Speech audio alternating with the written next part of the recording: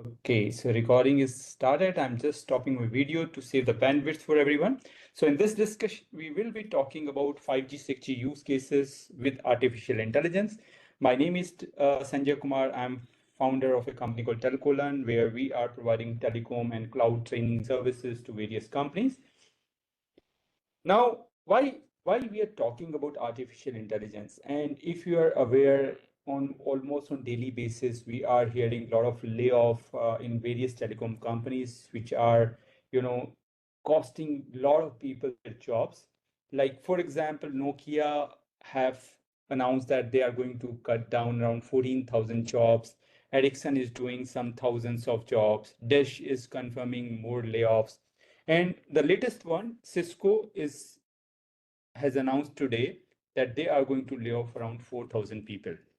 Now, how this is, how this is impacting our life and why this is happening. As we all know, the network business, the network telecom networks were employing a lot of people, right?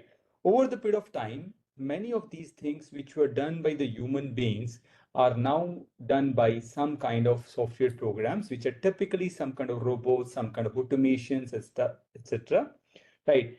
And the secret source or the source behind that automation is all about artificial intelligence. So is artificial intelligence is costing jobs of the people? The answer is yes.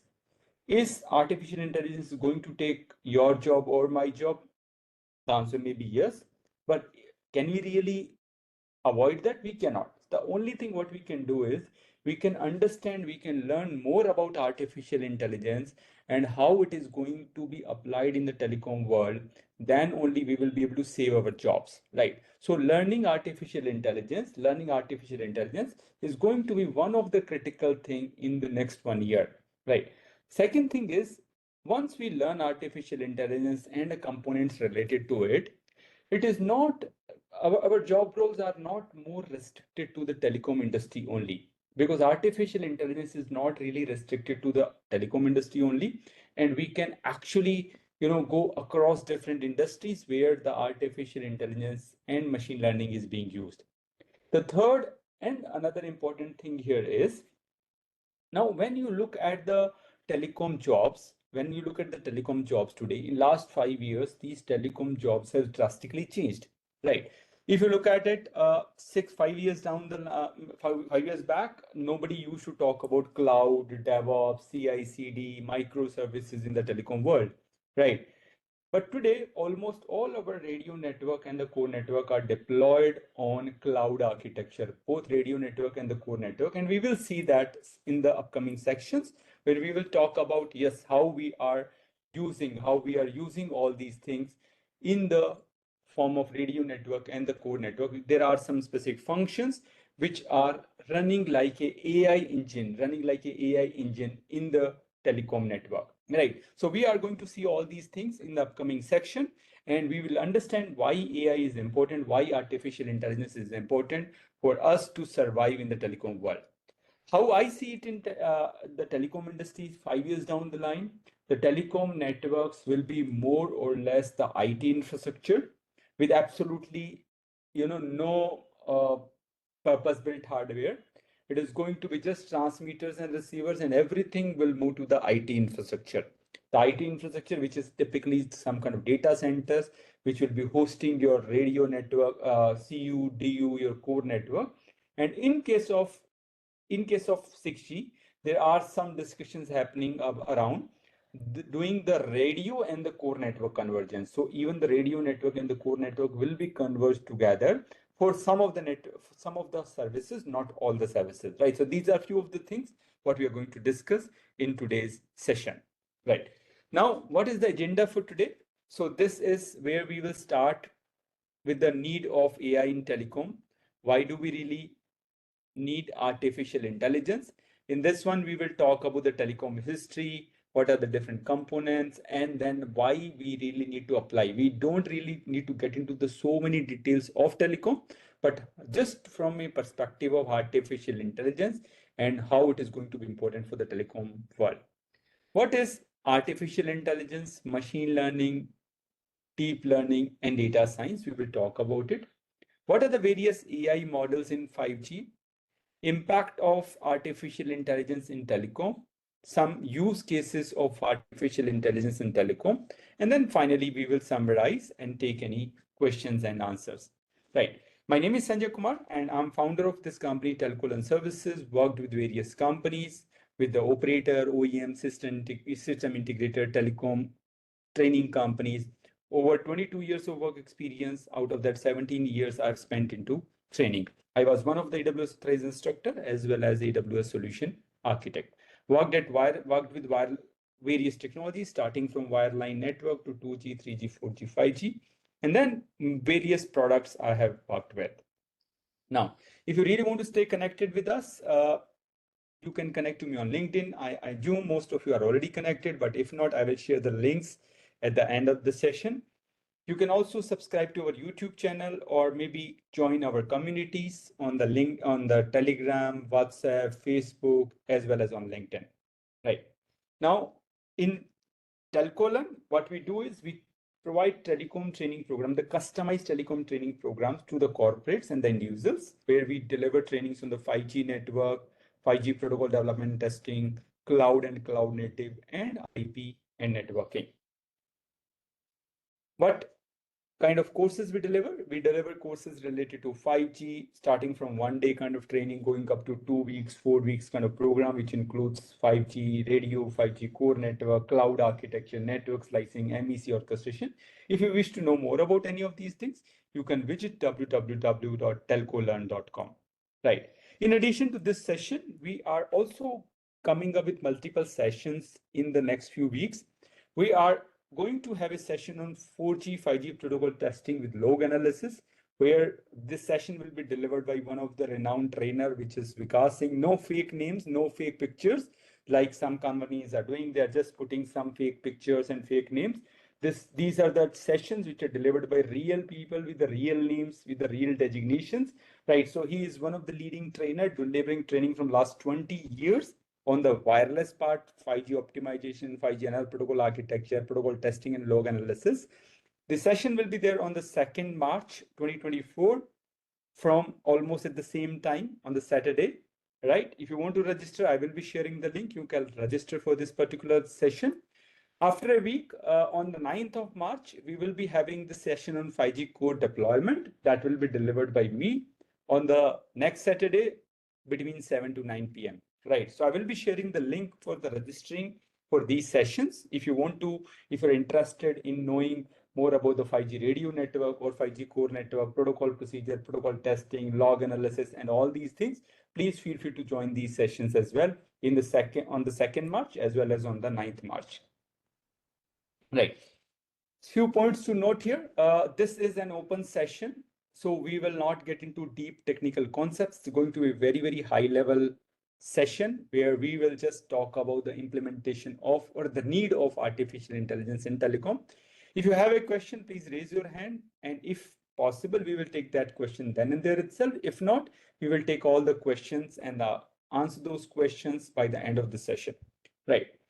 If you have any questions, keep on typing your question in the chat box. So I will be looking at the chat box in the meantime as well as at the end of the session, and I will be answering those questions in the end of the session. The recording of this session will be uploading on our application, on our mobile application, and the link will be shared with all of you. Whoever is attending will get the link of the video of this particular session. If you need any further information, please feel free to write it to info@telcolearn.com or visit www.telcolearn.com. Right. So with this, let's get started. Need of artificial intelligence in telecom. Right. As we all know, the network started with a very, very stubborn kind of architecture where we were providing some basic services like voice and SMSs.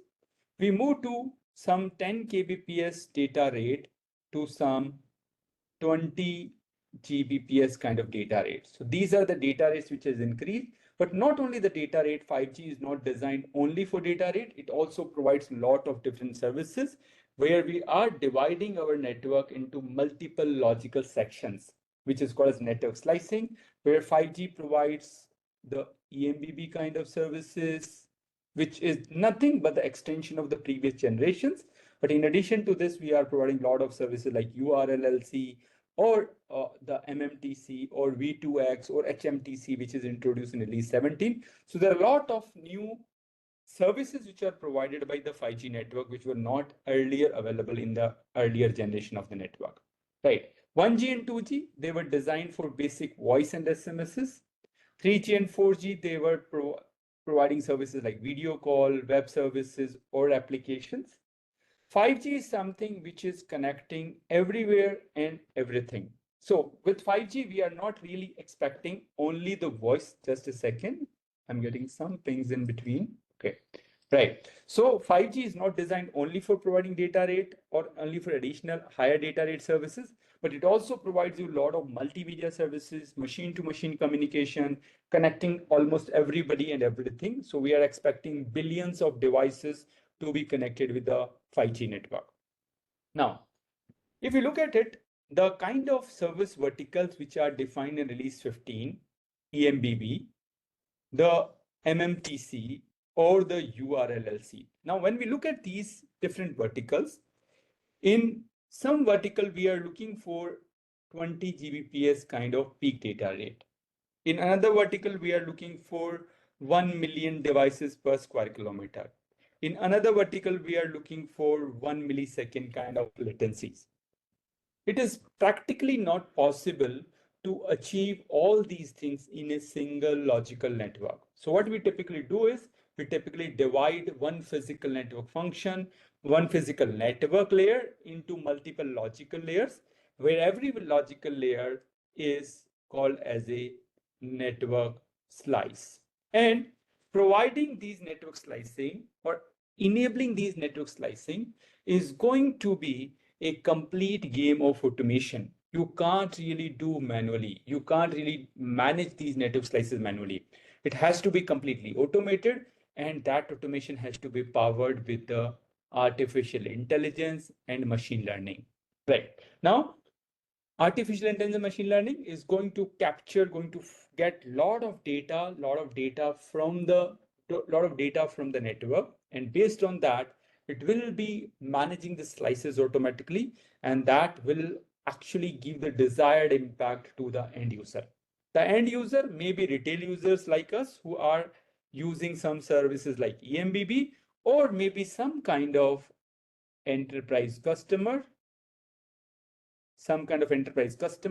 who can order a slice as a private network or for a specific service, or they can use it independently without the intervention of the retail user. So basically, these slices can be provided to retail users who are just using some retail services, or they can also be sold to the enterprise customer.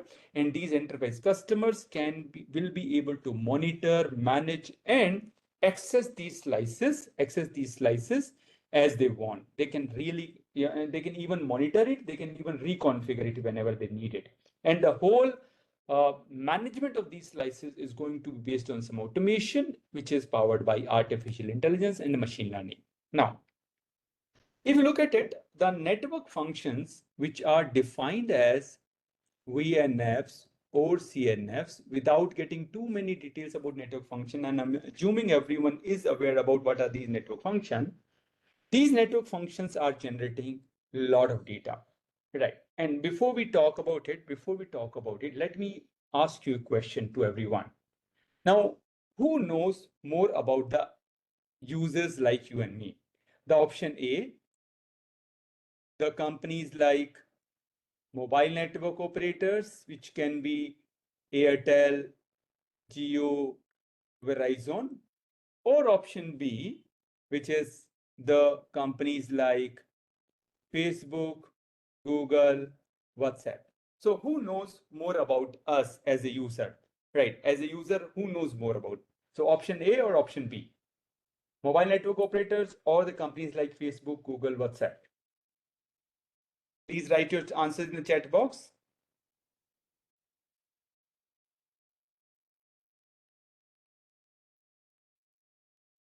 Please write your answers in the chat box. Okay. So I see a lot of answers pouring in, and I see most of the people are answering as option B.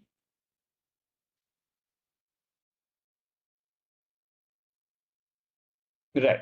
Now, if you look at it, all the data which is consumed by these companies like Facebook, Google, and WhatsApp, right? That is all generated by, not all of them, but most of the data is generated by the mobile network operator. Mobile network operator. But the only thing what is missing here is that operators were not able to exploit the data and use the data for their own purpose. And now operators have started realizing this. Now what they are trying to do now is they're trying to bring in some network functions called as NEF, network exposure function. And this network exposure function is a network function which is going to give access to the third-party services, and those third-party services will be able to manage the traffic in the 5G core and the 5G radio network. In addition to that, there are some new network functions defined, which are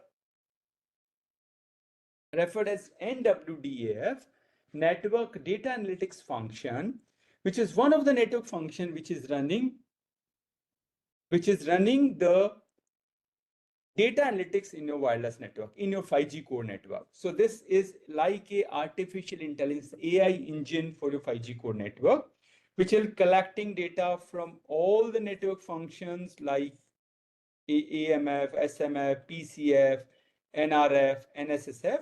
And after running data analytics on top of it, providing these outputs to PCF or NSSF.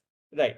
Now, what PCF can do is, looking at the outputs, looking at the interpretation of NWDF, it can optimize its policies, or NSSF can take care of the optimization of the network slices. So this is the kind of artificial intelligence implementation what we are doing in the core network. Even the G-Node B will be deployed as a open RAN, where we have a lot of stuff like near RTRIC, non-RTRIC. Non-RTRIC is where you will have the complete artificial intelligence implementation, training the AI model, and then supplying those AI models to the near RTRIC for the real world implementation. Right. Now, this architecture is changing in a big way, and the Open RAN also allows you to implement or deploy third-party application even in the near RTRIC. And in the upcoming slide, we will be talking more about it. Now, what is network slices? We have the physical infrastructure, which includes the radio network, the core network, and the transport network. On top of that, we have OSS and BSS systems, which are getting the inputs from the end customers, and then they are further steering your slice management and orchestration layer, which are going to work with their own domain controllers, domain controller for radio, domain controller for core network, domain controller for transport network, and then creating the slices, multiple slices. These slices can be URLLC, can be EMBB, can be MMTC, can be some enterprise specific slices. All these slices can be isolated, or they can be, the resources for these slices can be shared among multiple slices. That all depends on the SLA given by the end customer. Multi-access edge computing is another example where you are deploying your application closer to the end user. So your user plane functionality and your MEC applications, and these MEC application can further run some kind of AI ML and do the local processing of the data, and can provide some value-added services to the end customer. So you can deploy these UPFs and MEC application at the base station, at the transmission node, at the network aggregator, or at some kind of central data center. Right. Now, this orchestration cannot work in silos. They cannot work in a single centralized location, because all the networks like radio network, transport network, and core network, they have completely different architecture. And they are having their own domain controllers. They are having their own domain controllers, right? So what this central orchestrator is going to do, it is going to give command to these orchestrator, and these these domain controllers are going to maintain all their own domains. And end of the day, you are going to get the synchronized effect where all the users or the enterprise customers are going to get the desired services. So this artificial intelligence, the algorithms which are running here, they are fetching a lot of data from the radio network, from the transport network, from the core network, running some algorithms on top of that, and then providing those insights to their domain controllers so that these domain controllers can take the right actions on the right resources. Right. This is something which comes from the HC-MNO architecture, HC-MNO reference architecture, which is typically managing the network, and the orchestrator is managing the network from VIM, and VIM in turn managing the virtualization infrastructure. It is managing the VNFM, and VNFM is managing the network function lifecycle. Right. Now, if you look at the open-end interfaces, where you have the RU, DU, and CU, right? On top of that, we have near RT-RIC. On top of that, we have known RT-RIC. The known RT-RIC is where you are training your AI/ML models, and then supplying these AI/ML models to the near RT-RIC so that near RT-RIC can do the implementation of these trained models. In the next picture, we are going to see a little more detail about how these things happen in the open-end architecture.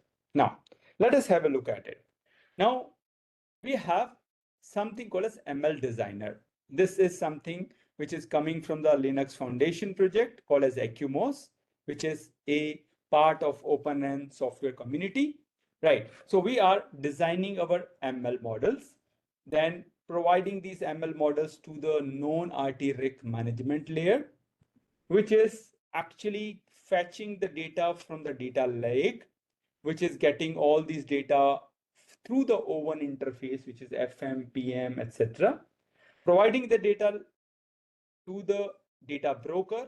Data broker is training the model, train and retrain the models. And after training the model, it is going to give back to the ML catalog, machine learning catalog.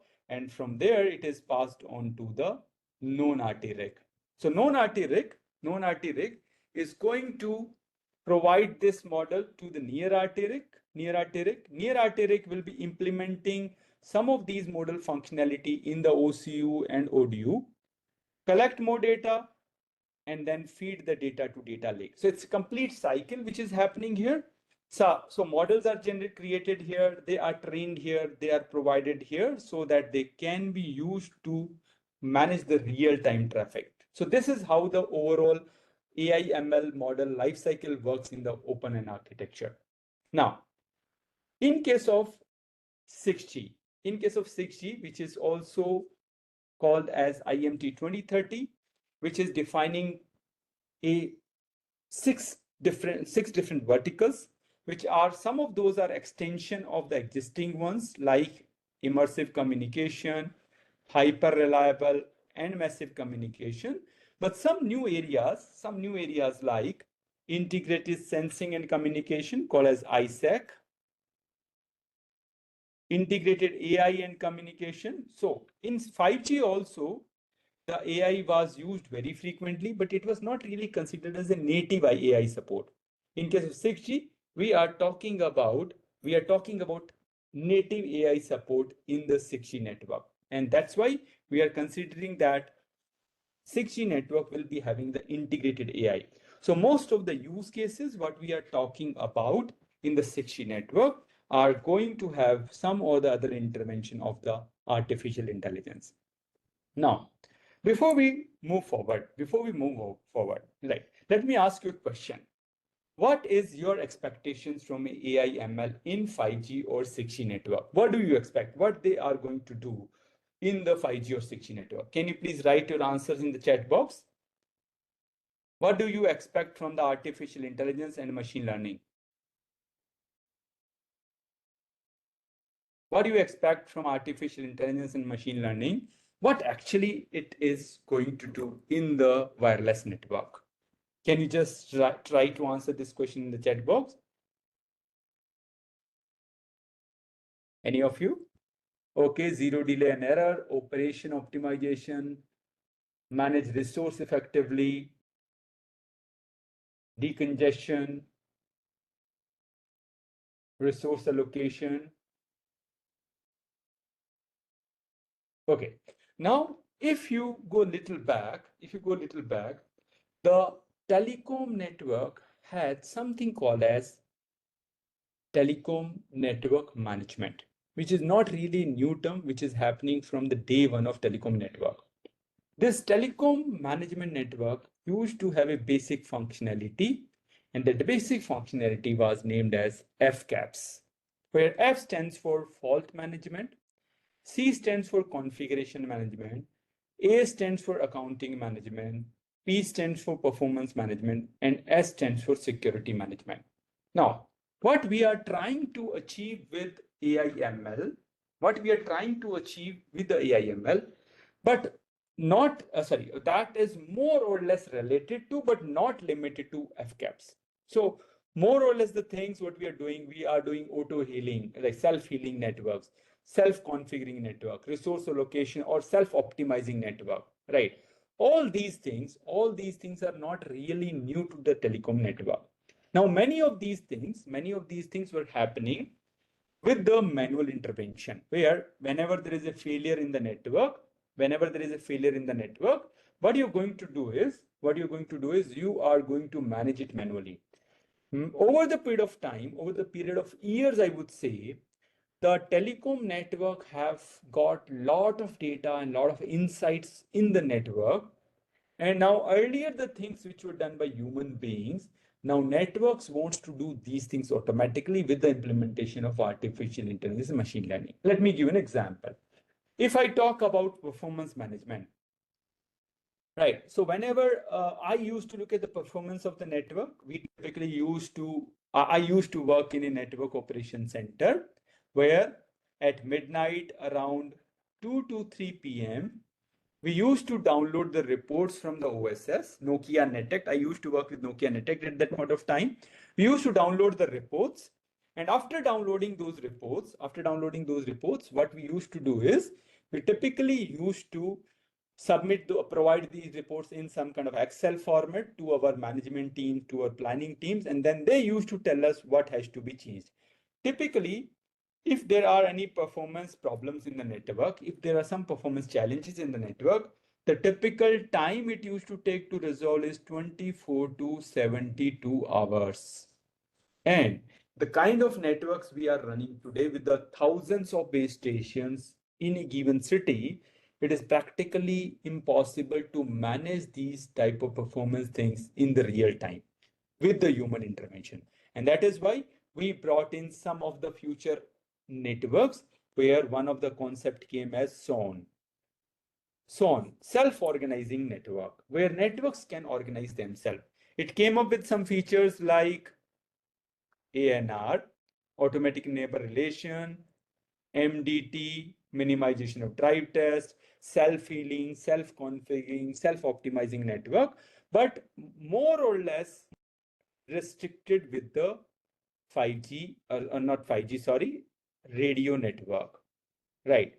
We had multiple things. In the different pieces of network. The SON was more or less the functionality of the SON was restricted with the radio network. But we did not have anything which can provide you end-to-end impact.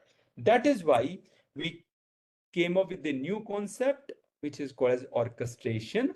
Again, this orchestration was not a new concept in the world. It was already used in the cloud networks, where we used to call it a cloud orchestration. For example, Kubernetes is a cloud, a container orchestration, platform, right? So there are technologies around that, but we now trying to implement all these things in the telecom network, right? With the end-to-end impact, including the user, including the radio network, transport network, core network, and the application server. That is what we are trying to achieve. Now, before we talk about it, let's talk about fundamentals of artificial intelligence. Now, what is artificial intelligence? First of all, the first word here is the artificial.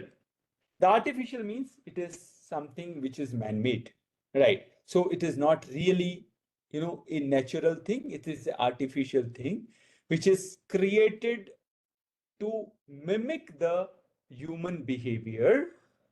And what is the typical human behavior? The intelligence, right? So what we are trying to do is by running some kind of software programs, by creating some kind of software programs, we are trying to mimic the human behavior. And what is the basic human behavior? The intelligence, right? So we are trying to make some software programs which can be intelligent enough, the systems which can be intelligent enough, they can behave, they can act like a human beings, and even much better than that in some sense, right?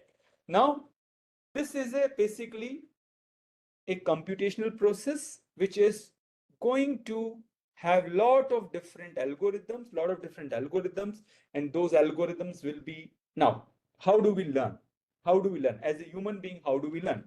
Whenever we look at something, if there is something which is hot, whenever we touch it, we know that it is hot, we will never touch it again. So we also learn from our mistakes. We learn from a lot of data points, right? We learn from a lot of data points.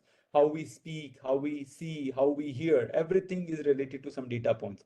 Similar to that, if we feed the same amount of data in the machines and the programs around it, those machines can also learn from the data and can act an intelligent thing.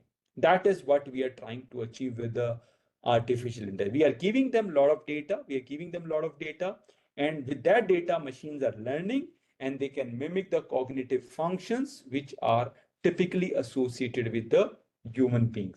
What are these typically functions are doing? They are learning and also doing the problem solving. So for example, if I have to optimize a network, I have to optimize the network. Typically, I look at the Excel report and I will see that, hey, there are cells which are having very, very high drop rate or maybe very, very low throughput.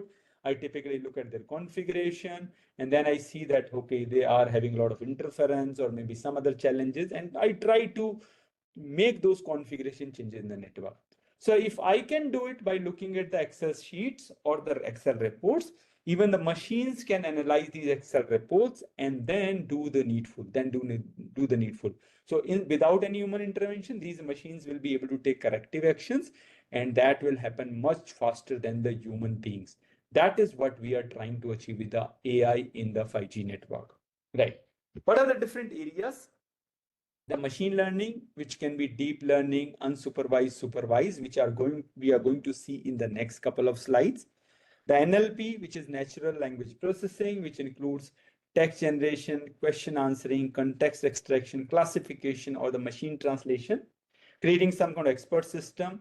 Speech related services, speech to text or text to speech, vision related services like image recognition or machine vision, or planning or robotics kind of things. So these are the various areas of artificial intelligence. Now, what is artificial intelligence? What is machine learning? What is deep learning? We mostly talk about some of these things as an interchangeable term, but they are not same, right? Now, what is artificial intelligence? The artificial intelligence is ability of machines to imitate intelligent human behavior. So this is typically the end product. This is typically the how NLP, how natural language processing is going to help in the 5G world. I'm going to talk about that in the next couple of slides. So I will be answering that question then and there itself. Right. So artificial intelligence is the kind of end product what we are expecting from these machines. So these machines should be able to mimic the human behavior, imitate the human behavior. That is what we are expecting. So a human kind of actions a human can take, we are expecting machines to do it. That is the artificial intelligence. Now, the machine learning is a subset of AI. Machine learning is a subset of AI that is allowing the system to learn and improve from experience. So how you learn? You learn something, you try to apply that, get more data, take the data input and then run that data in algorithms and then get another output. So you keep on getting more and more data, keep on getting more and more data, and keep on learning from the data, and then providing those insights to the upper layer, which is the artificial intelligence. The deep learning is a subset of machine learning. Deep learning is a subset of machine learning that is using very, very complex algorithm or DNN networks. Please remember, this DNN is not the DNN what we normally talk about in 5G. In that case, we call it as a data network name. Here, DNN means deep neural networks. So deep neural networks, which can typically mimic the neural systems of the human beings. And we have these complex algorithms and deep neural network, which are going to train the models, Those models will be passed on to machine learning. Machine learning will train those models using the data which is coming from the devices or the users, and then provide those trained models to the artificial intelligence. Now, where does the data science fits in all these things? Data science is a packaging which includes a bit of everything.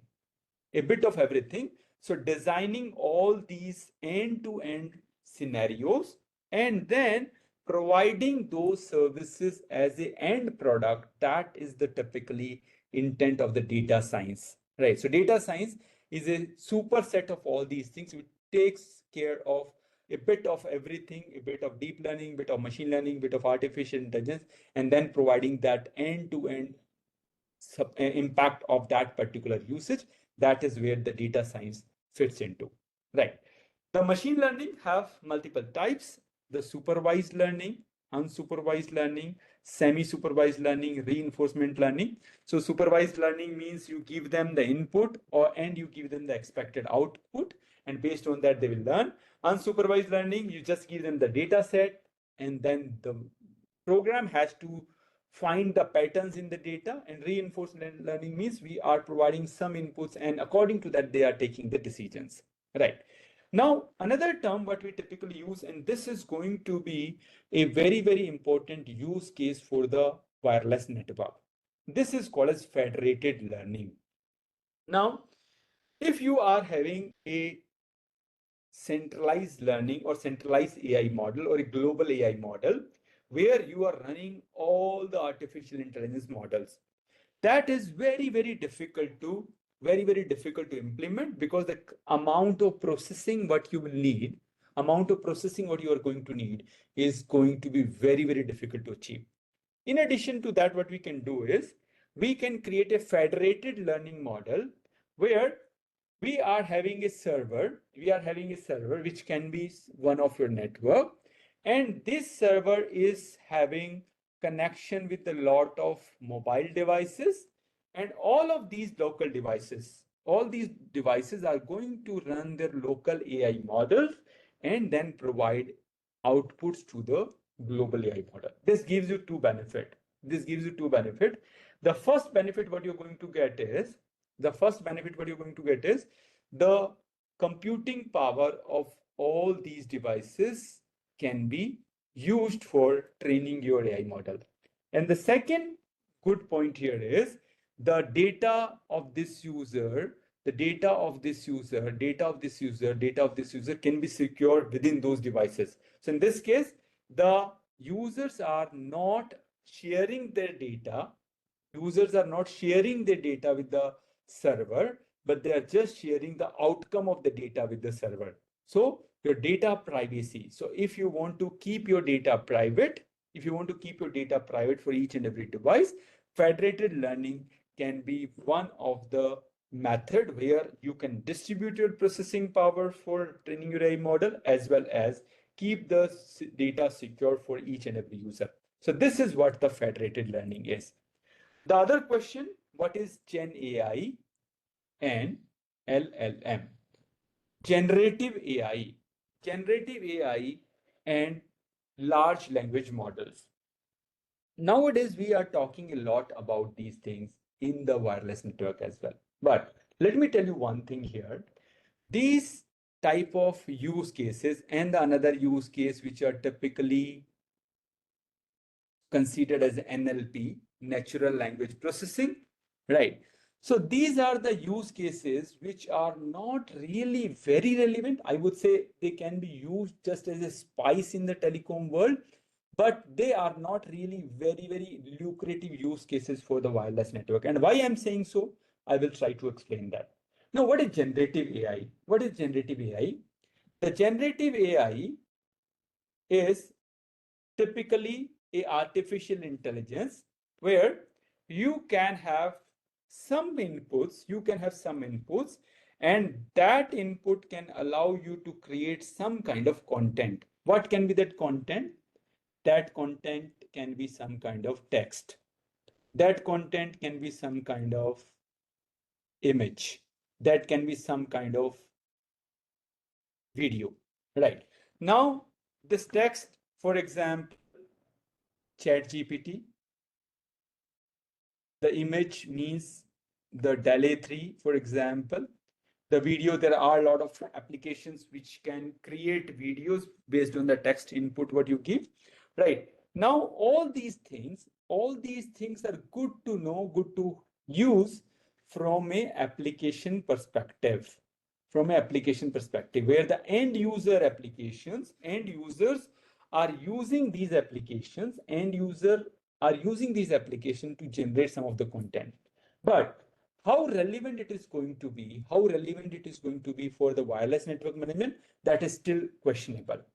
The LLM, or large language model is a general term which is described about advanced natural language processing models. Now, what they can do is they can create, understand, and generate the human-like text on the large scale. Now, these kind of things, these kind of applications like GenAI, LLM, NLP, they may not be that relevant. They may not be that relevant for the network management, what we are talking from our perspective, right? So it may not be that relevant. However, of course, there can be some components where we may use some GenAI or LLM kind of scenarios, but in general, they are not going to be very relevant for the discussion, for the things what we are trying to achieve in the telecom world, right? Now, what are the different ways of using AI in case of 5G network? Let's talk about it. Right. Now, why 5G and AI are a deadly combination? Now, we will understand this. We will understand why 5G and AI, or 5G and beyond 5G, and AI are a deadly combination. Now, what is the 5G doing? What is 5G doing? 5G, okay, let me put it this way. What AI needs? What AI needs? AI needs a lot of data. What 5G gives? 5G provides very high data rate. What AI needs? Data from various devices. 5G connects lot of different devices, right? So basically, the AI requires a lot of data. 5G generating the data. 5G connects a lot of devices. AI needs data from various devices. And finally, after getting this data, after getting the data from the different devices, right, that is going to be fed back to the 5G network so that 5G network can actually become more efficient. And what is that efficiency? We will talk about that efficiency in the upcoming discussion, right? So 5G and AI, they serve as a mutually reinforcing critical components driving the innovation of tomorrow, right? AI is going to tackle now, for example, wireless network. Wireless network are very difficult to model. So modeling these wireless networks are going to be very challenging. Let me take an example here. Beamforming, right? Whenever we talk about beamforming, right, and when I say that, hey, there is a network, there is a base station who is forming individual beams to the individual users, right? And you won't believe, today also, the people who are working in the telecom industry, they say it is hard to believe. They say it is hard to believe that A base station will be able to create beams for individual users, right? But however, with the implementation of AI ML, it is pretty much possible, pretty much possible. We can do the beam switching, beam steering, beam failure detection, beam recovery. All these things we can do, but still people are finding it hard to believe, right? This is a scenario which you want to model. Can you really model it with the simple mathematical equation? You cannot do it. You need to have enough data points and enough algorithms to model that information and then get the best outcome out of it, right? As we evolve into the 6G network, people today say, hey, 5G is already a failure. 5G is already a failure.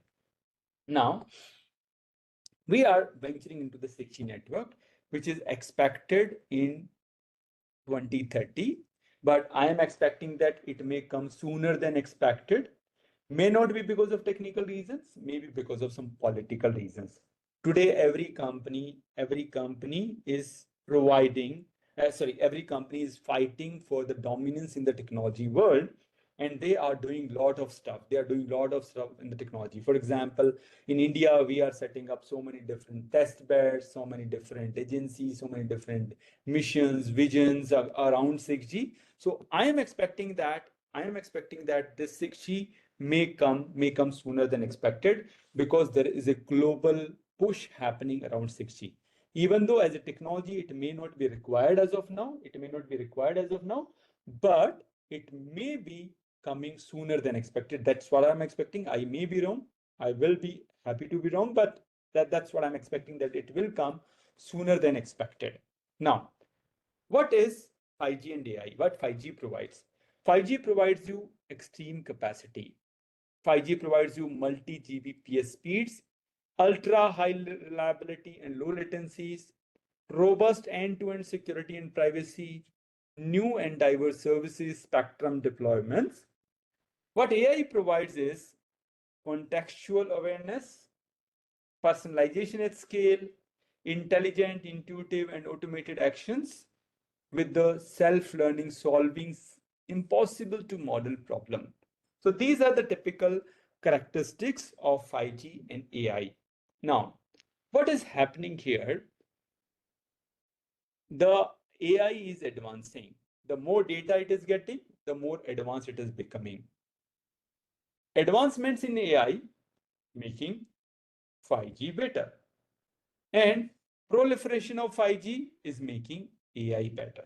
So, as I mentioned earlier, the 5G is helping AI to become better, and AI is helping 5G to become better. 5G, when I say, I'm not talking about only 5G, 5G beyond 5G, and even 6G kind of network, right? For example, it can provide you elevated level of performance, more efficient resource utilization. It can have energy reduction for a longer battery life. For example, some scenarios like MMTC, machine-machine type communication. We are talking about a battery life of 10 years. And if you talk about 5G, 5G follows a principle which is called as ultra lean design. Ultra lean design means your power efficiency should be kept at the highest level, and always on signal should be minimized. So we can manage all these resources by implementation of artificial intelligence and machine learning. Similarly, AI is creating responsive user experiences and services lifelong learning, providing flexibility for distributed functionality across devices by providing on-device assist intelligence, and scale this intelligence by getting massive data aggregation for improved AI models. Now, if you look at Open RAN, the whole model of Open RAN, the whole success of Open RAN is completely dependent on the artificial intelligence. If Open RAN is not building the AI capabilities, it is as good as a dumb box, which was similar in the traditional RAN also. The Open RAN story can be a successful story only when we see the massive implementation of artificial intelligence in the Open RAN architecture, Otherwise, it will just become a dumb box, which is just like traditional or the older generation of RAM. Now, what are the different areas? What are the different areas of artificial intelligence in telecom? Let's take few examples. What it can do is it can help you in the network planning. It can help you in the network planning where you can do the intelligent cell site design. Now, earlier, when we were looking at the network, we were designing our networks like this, 3-sector base stations, right? But now, with the data what we are getting from lot of different base stations, the data what we are collecting, we can have our cell site designing much better. The resource allocation can be much more dynamic. Now, some people say, hey, OFDMA is a very new technology. OFDMA is a very new technology. Sometimes I slightly disagree with this and I tell them, hey, OFDMA is nothing but a intelligent GSM. Intelligent GSM with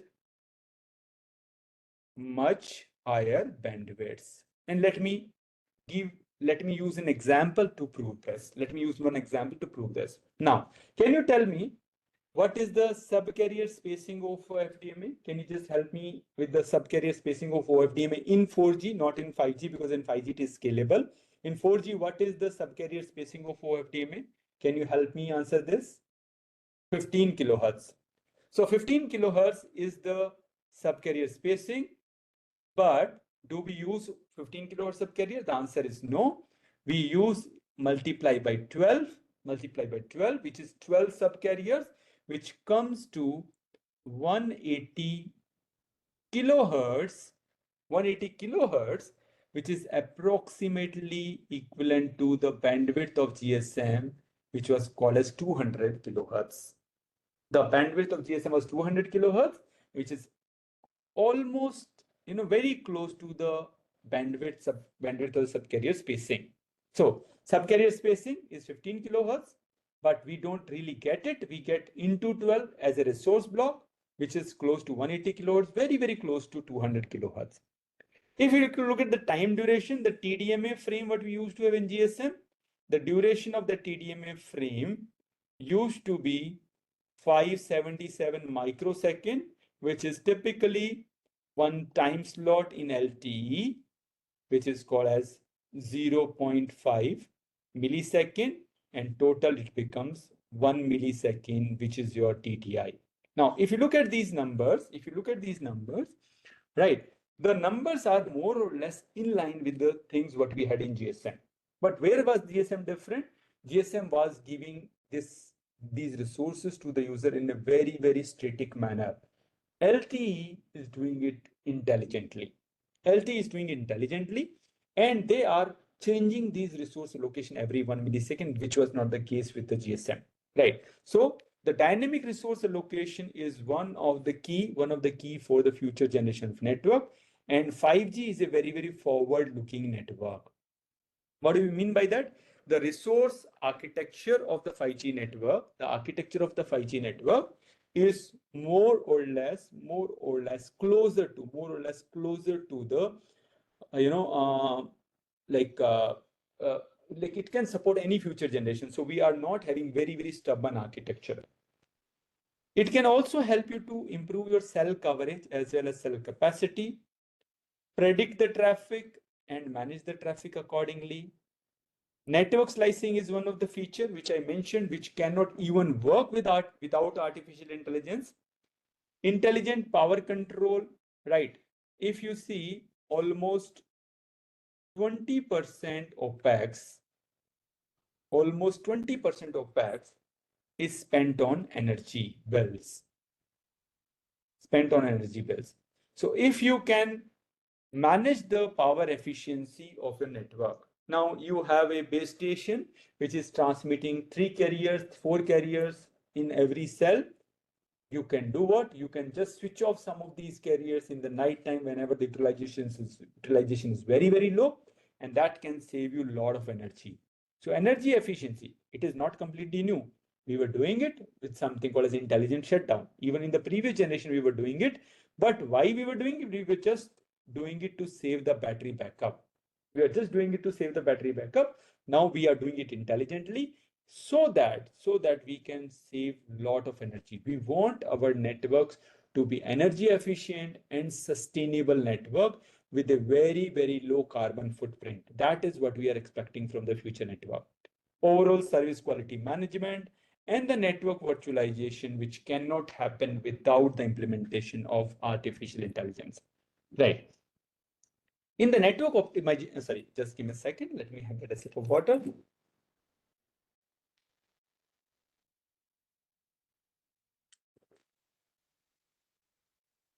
Okay, this is one of the major area for telecom artificial intelligence in the telecom network. This is one of the major area where we are talking about interference estimation. I'm sure most of you working in the wireless network have seen this equation, y equals to hx plus n. And this equation is getting complex day by day with the implementation of MIMO, where we talk about multiple input, multiple output antenna.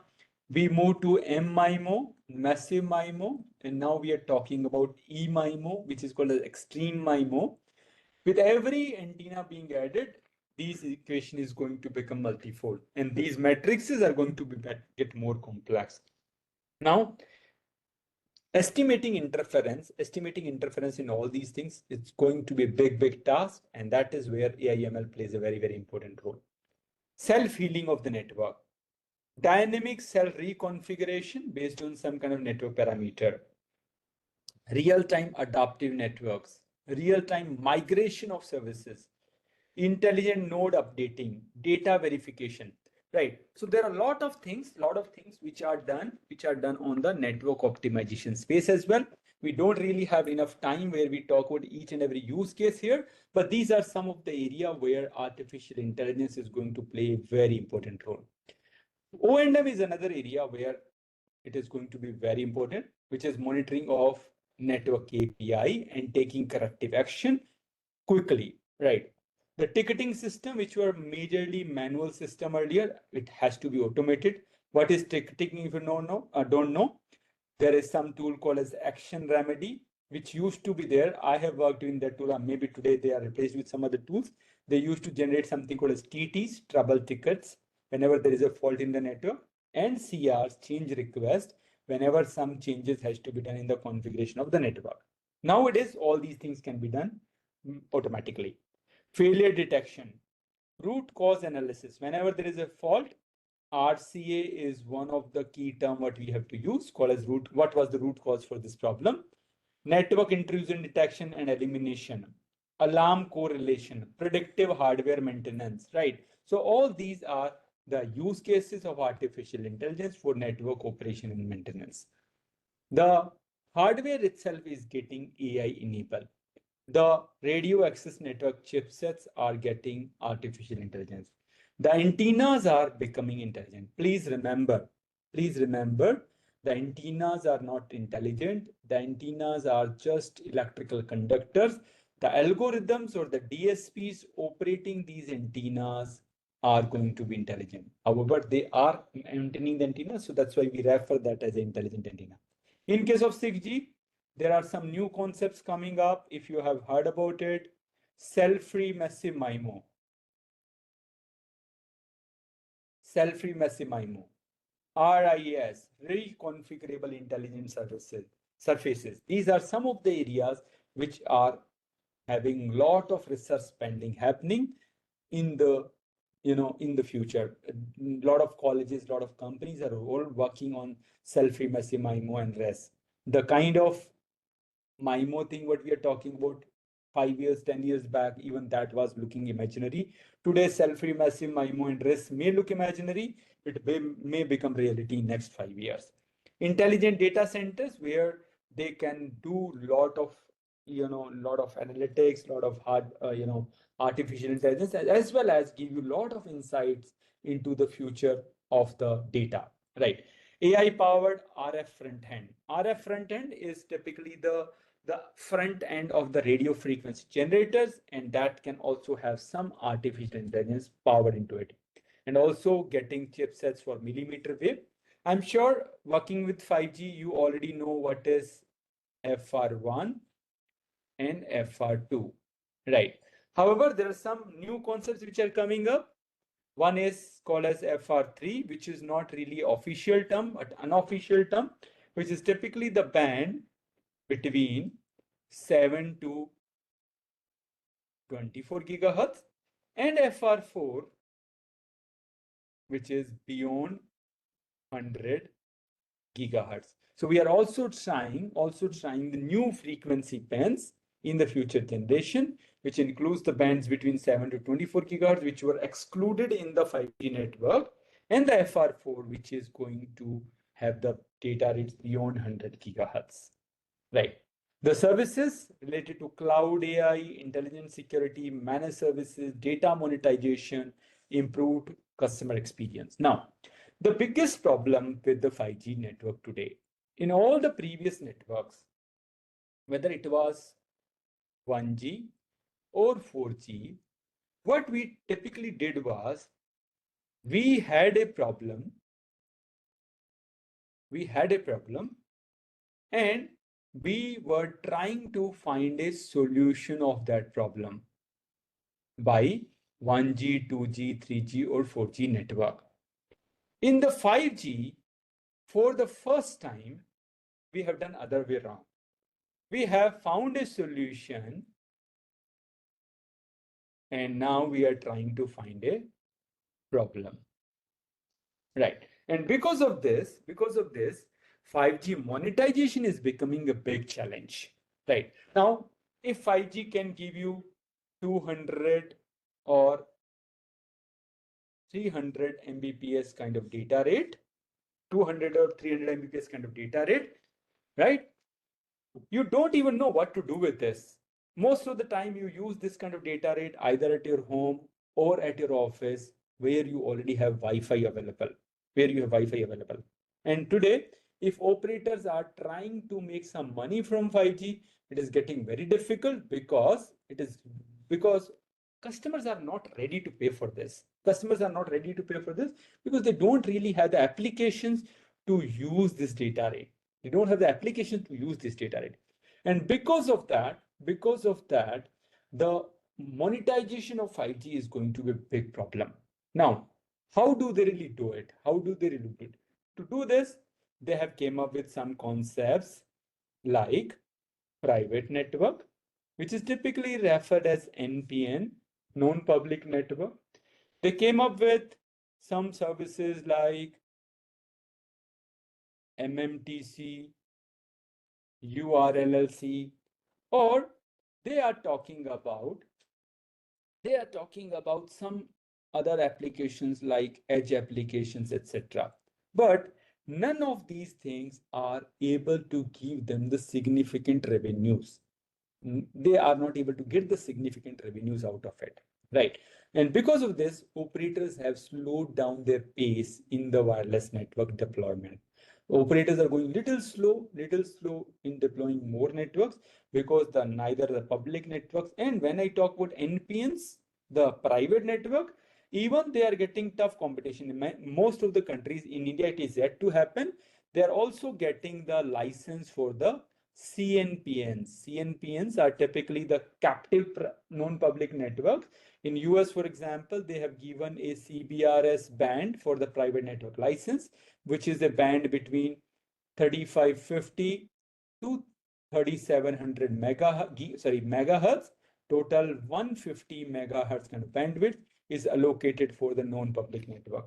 In India, there is a lot of push happening around it. It is yet to be standardized, yet to be finalized, but this is the point where even the operators are going to compete with the system integrators, where system integrator can apply for this license and can use this license, can use these bandwidths to provide the non-public network kind of capability, where operators are also going to compete with this, right? So the only thing where operators can actually make money is the data of the users. And for that, they have brought in NEF, network exposure function. Now, what is Google? What is Facebook? What is LinkedIn? How they make money? They all make money with the advertisements. Now, even mobile network operators, okay, and ads by providing some kind of API business or APIs to other companies. Now, what mobile network operators are trying to do? They are trying to actually explore two new business areas. One business area is providing their network APIs to the third party services. The API business in 2020, or maybe even 1 year before that, it was around 500 billion USD business as per some reports. Right. So MNOs, mobile network operators, are also going to get a pie of it. The other area is what they're trying to target is the advertisements. So that is the area where operators are trying to make money. And the way Google, Facebook were exploiting our data in the past, in the future, even operator will start exploiting the data. They will start exploiting the data. Right. Now, what are the different applications? Application can be 5G, IoT, autonomous vehicles, smart healthcare, smart cities, robotics, and many more. So these are the different applications which are going to get enabled with the implementation of artificial intelligence. Now, some of the example AI use cases in the telecom network, right? So AI in network optimization, we just spoke about it. The cost benefit in 5G network, of course, when I have the 5G network, which is running as multiple slices, I can sell these slices to the enterprise customer. I can sell these services to all my enterprise customer, and I can also share these slices with other operators so that I can, just like I can share my passive infrastructure, I can also share my active infrastructure in the future with other operator or with the enterprise customers. AI in the cloud, where you have a lot of data in the cloud stored there, and then you run AI algorithms on top of that, and then make best out of it. The security related to artificial intelligence, digital twin, cross-industry AI connectivity, conversational AI. Last week, I was just talking to a company. And that company is called as Connectivity Management Platform. They are calling themselves as a CMP. What is CMP stands for? Connectivity Management Platform. What they're trying to do is they are trying to buy the SIMs in the bulk from the operators like Jio, and then integrating those SIMs with the cars like Hyundai, right? And then having their application integrated with the OSS, BSS of the mobile network operator, getting all this data from all these cars and providing. Okay, so Ankush says CMP is a product, so I was not aware about it. But yeah, they are getting all these data from these devices, these SIM cards, and providing those insights to the Hyundai. Right. So these are the different business models. So similar to that, there are lot of use cases which are actually encouraged by the operators. So operators are trying to encourage a lot of startups, a lot of smaller companies, and also investing in those companies to make these use cases viable. Because if they will become viable, they will give more and more connectivity, more and more device requirements to the geo, and that is where operators may make more money. Right. So these are some of the things which are tried recently or maybe happening from last couple of years, but getting more intensive in the future generation of network. Right. So that's a quick summary. What we have discussed here is need of AI and telecom 5G network, fundamentals of artificial intelligence, machine learning, the deep learning and data science. I still say downlink every time I say DLUL, right? AI models in the 5G network, impacts of AI in telecom, and then we have talked about AI use cases in telecom. Right. So now we are open for questions. And before I take questions, I'll just share some relevant links, and then we can take the question and answer. So let me just open the chat box and share some links. So first of all, right. So first of all, I'm just sharing the URL for my LinkedIn profile. If you like, please connect to me on LinkedIn. I keep on writing a lot of content on LinkedIn. I'm also sharing my YouTube channel. I will be uploading this content on my YouTube channel as well as on my application, which I will share later. Right. So the third link I'm sharing, if you are interested in learning the 5G NR, and the protocol testing around 5G NR, please join this session. So you can register for this particular session and you will be getting the invite just 1 or 2 days before the session date. Right. This is going to happen on the 2nd March. If you're interested to know more about 5G core network, you can register for the 5G core session. The link of that is given in chat box. And last but not the least, I'll request everyone who is attending this session to fill the feedback forms of this session, right? Everyone who fills the feedback form, I will be giving a certificate. I will be sharing a certificate, right? That certificate will be delivered to you in 1 week time, right? So whatever details you put, your email address, your phone number, and your name, please put it correctly. So I will be sending those certificate to those email addresses, right? So with this, I'm done with the links. Request everyone to fill the feedback form for sure and register for the sessions of their interest. Right. Now, let me look at the questions and then we can, okay. So Jay says, how NLP is going to help in 5G 6G domain. So as I mentioned, Jay, I don't really see a lot of usage in the network as such, because network is all about data already, right? This NLP, Gen AI, LLM is going to be focused more on the applications used by the end user, right? So Ankush says, isn't all these apps are IoT application? Yes, Ankush, if you see, we are more or less exhausted with our data rates and the EMB kind of services, the growth. Okay, just to give you a perspective here, the not the operators, sorry. We already have more than 8 billion mobile phones on the earth. That means for every 100 citizens, there are 104 mobile phones available. So operators cannot actually make more money from selling the devices. So neither you can increase the devices drastically for the human beings, nor you can increase the output drastically. You can have some significant change, some marginal change, but not a significant change. Right. Now, where operator can make money, where a lot of devices can be connected to the network, that is one. And the second area is the enterprise customer. So all these use cases, what we are trying to talk about, they are more or less focused around Internet of Things. That's correct.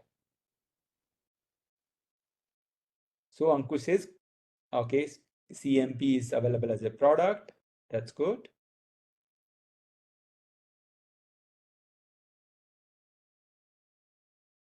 Okay, so Lingaraju says how AI will impact in customer private network.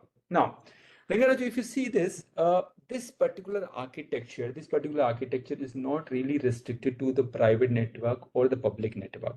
But why there is a lot of focus around private network? Let us try to understand this with one example. Right. Now, if you look at the kind of services we are trying to showcase in the world of 5G, which are, I'm taking some examples, not really exhaustive list, URLLC, MMTC, AR, VR, IIoT, industrial IoT, or maybe something called as, cloud gaming, or maybe autonomous car, or maybe V2X application. Now, if you look at the overall architecture of these applications, first of all, let me try to explain one more thing before I talk about it. There is no thumb rule to design your IoT use cases. Every IoT use case requires a different design. In the public network, you can't really use very different design for every use cases. So most of these implementation, what we are having from the 5G applications are more or less going to be dependent on deployment of a known public or a private network. That is one. That is one thing what we need to understand. The second thing is, if let's say you are running a IIoT network. So let's say you are General Motors and you are having your factory which is running with a 5G network. What you're going to do is you don't really want to expose this data to mobile network operator, or you don't really want to expose this information to the mobile network operator. And in that scenario, most of the things what you are going to do, are going to have a local implementation of AI ML. So basically, most of the time, these AI ML, these machine learning algorithms will be doing a lot of local processing on the edge of the network. Typically, what is the edge of the network? Again, as I mentioned in some of the slides, edge doesn't mean it is just at the device. It can be based on the G node B, it can be available on a transmission hub, it can be on an aggregation node, it can be in the central cloud also, depending on the requirement of that particular application. So, and another important thing we need to know here is that most of the data and most of the models, they are going to be owned by either the mobile network operators, if mobile network operator is managing that, or they will be owned by the enterprise customers. The enterprise customers enterprise customers are going to own those models, right? And in that case, they are going to run on some kind of private network itself. So that's where you will get the maximum benefit of implementing artificial intelligence and machine learning. Right. So these were the questions. Let me look at some more questions if you have anything.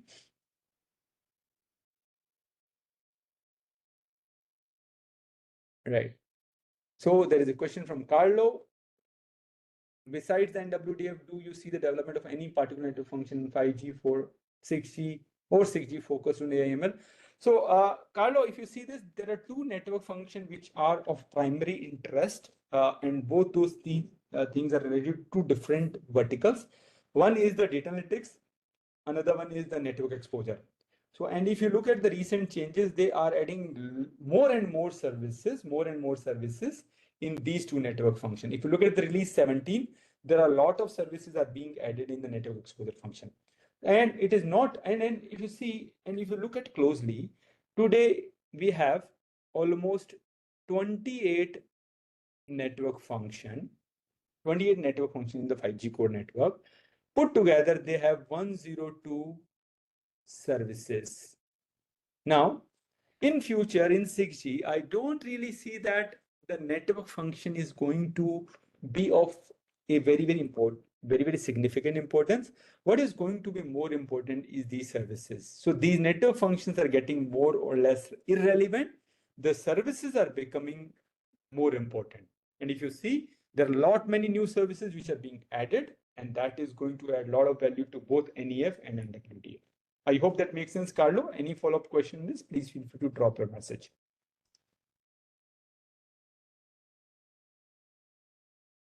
Okay, let me look at the question. Okay, Sanjay says he joined late, but that's what we have discussed already. What all could be more use where AI/ML can be applied in CUDU? Okay, so think if you see this now, it's happening other way around. Right? Now, first of all, but the base station used to have all the intelligence. So take an example of RRM, radio resource management, which was typically the function of the base station. So what we have done now is we have divided our base station into three parts, which is CU, DU, and RU, and taken all the intelligence out of it and centralize that intelligence in the near arterial. Now, near arterial is the one who is implementing all the use cases related to artificial intelligence and machine learning in the CU&U. So near arterial becomes the center point for implementing all these things in the CU&U.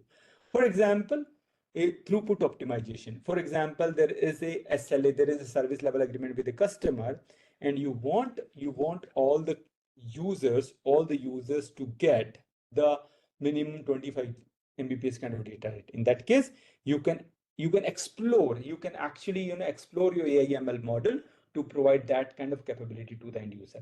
So it is not really applied in this U&U. It is actually providing the insights from near arterial, and near arterial will be controlling the resources in the U&U. That's how I see it. There is another question from Luciano, which says how this impact the job market for the telecom wireless industry. It looks like optimization and planning engine need to move to the cloud. So Luciano, if you see, this is going to impact, of course, right? Because many of these things are happening automated now. It is good time that we should start learning all these things. That's why I came up with this session. Please note, I'm not really a pro into it. I'm just trying to apply my knowledge of telecom into the AI world. It is going to impact, and it is good time that we should start learning at least the fundamentals of it, and also the things related to cloud and the IT infrastructure. Sadanand says, what is the future of telecom engineer who are more into the technology expertise, like specification engineer who are not actively involved in AI ML? So Sadanand, if you see, the telecom world is changing very drastically, and let me take my examples, right? Instead of other engineers, let me take my own example. Few years back, when I was delivering a training on 4G, I really need not to use any of these words called as artificial intelligence, machine learning, trainer and model training, or DevOps or CI/CD. But today, I can't really live without these acronyms, these jargons in my training programs. I can't really live without that. And that goes true for each and every job role which is available in the telecom industry. Even though you may not need it in detail, but yes, you need to have a good understanding, a high level understanding of all these things. Depending on the job roles, if you are at a management level, knowing these things at a high level should be good enough. But if you are at engineer level, you should be hands-on with all these things. So it all depends on what level you are, and accordingly, you have to get a flavor of it. Manish says, can AI will be integrated with NFV Mano? Manish, if you see, that was there from the day one. You can't really manage the infrastructure. You can't really manage the VNF life cycle without integrating AI. That was at a very, very, early stage. If I talk about 5 years back, that is getting more and more intense. Orchestration is all about artificial intelligence. That is how the automation means artificial intelligence. It was earlier more or less static. Now it is getting more and more dynamic, more and more efficient. What is the scope of private 5G? We already talked about it. Okay, so Mahfoudi says to implement the 6G, we are talking about terahertz in frequency that can lead to high interference challenge. How can AI solve this problem? So Mohammed, if you see this, the terahertz frequency, we are yet to see any significant deployment on millimeter wave. Is it going to happen? Of course it is going to happen, but we are yet to see this. And this millimeter wave itself highly depends on beamforming, massive MIMO, interference management with the artificial intelligence. So running terahertz frequencies without this kind of intervention is going to be next to impossible. So we will surely need artificial intelligence to manage these interference challenges. And we talked about it, interference mitigation, channel estimation, all these things will require a very, very high level implementation of artificial intelligence. Right. So with this, I think we can close the session. I'll request everyone to fill the feedback form. If you have not got the link, I'll just sharing the link once again in the chat box. Right. I hope you enjoyed the session. Please share your feedback. And if you like the session, please share it on social media, on LinkedIn as well. Feel free to tag me there. And we can connect in some future sessions. Right. Thank you very much. And thanks for joining in. Have a great time. Take care.